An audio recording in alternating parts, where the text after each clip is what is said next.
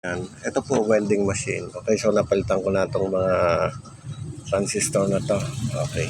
So,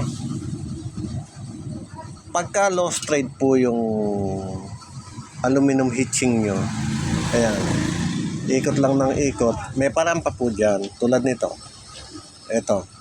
Kasi low straight to eh. Ang paraan po niyan, mga technician, kasi maluwag na to eh.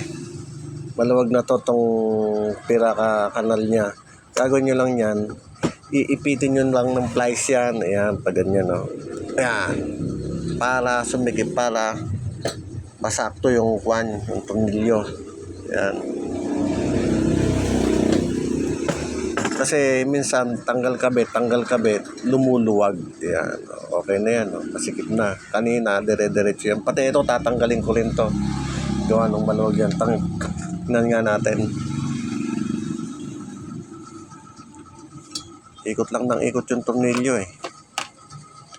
Ibig sabihin, maluwag na. O ayan, tingnan nyo, pagkakaiba. Aray, mahulog pa, makuset. Yan. O tingnan nyo, pagkakaiba. O. Diba, maluwag siya. O. Ipitin ko rin to.